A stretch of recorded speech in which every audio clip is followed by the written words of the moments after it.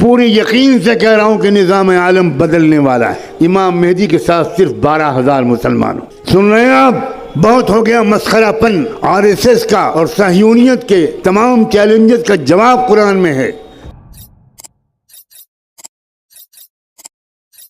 مجھے واللہ سمجھ میں نہیں آتا. میں اللہ کو گواہ بناتا ہوں کہ اس میں کوئی مبالغہ نہیں کر رہا ہوں. جو لوگ قرآن مجید کو نہیں سمجھے ہوئے ہیں وہ زندہ کیسے ہیں؟ میرے غموں کی سارا مداوع قرآن میں ہے. روزانہ نئے پیش آنے والے چیلنجز کا حل قرآن میں ہے.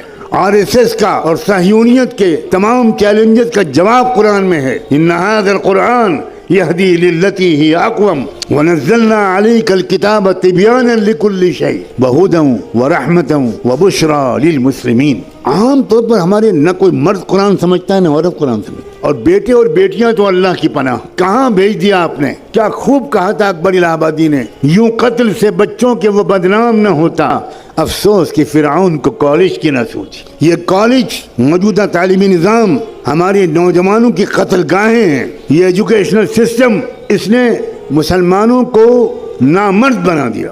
اسلام سے رشتہ ٹوٹ گیا.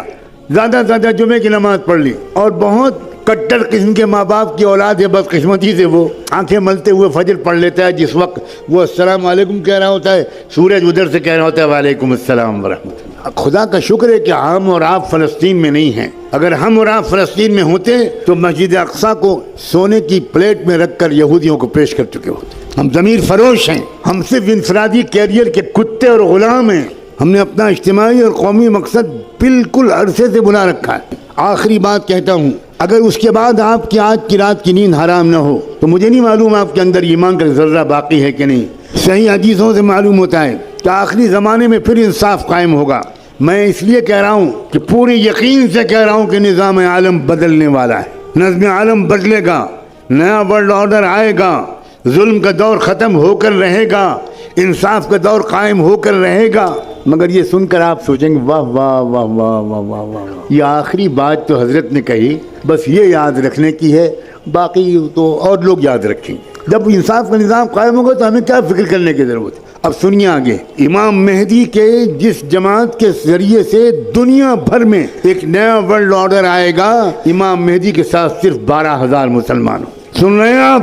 1 ارب مسلمانوں میں سے 12,000 اللہ تعالیٰ چھانٹے گا. اس کا مطلب یہ ہوا کہ 12,000 کو مائنس کر دیجئے، باقی لوگ اللہ کے نزدیک مسلمان ہی نہیں. یہ ہے کیفیت. ہوش میں آؤ لوگوں، بے ہوشی سے نکلو. اپنی بیویوں کو سمجھاؤ کہ بہت ہو گیا میک اپ، بہت ہو گیا مسخرہ پن. کچھ لمحے کے لیے سیریس گفتگو بھی کرو اپنی فیملی سے. ہاں، گھروں میں خوشیوں کا ماحول ہونا چاہیے. اور عورتیں تو ہیں ہی اس دنیا کی بہار. اگر عورت نہ ہوتی تو اس دنیا میں کوئی مرد جی نہیں سکتا تھا. سچ کہا علامہ اقبال نے، وجود زن سے ہے تصویر کائنات میں رنگ.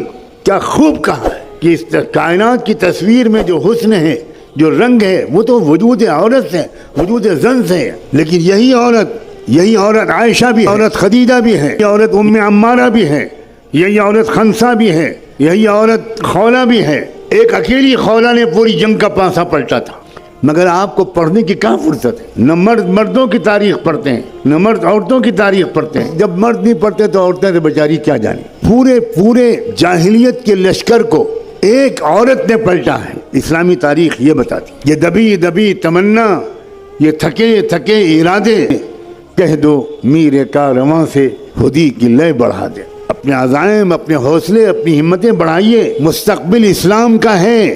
میں قسم کھا کے کہہ رہا ہوں، مستقبل یہودیت کا نہیں ہے، مستقبل صہیونیت کا نہیں ہے، مستقبل برہمنیت کا نہیں ہے، مستقبل اسلام کا ہے. لیکن میں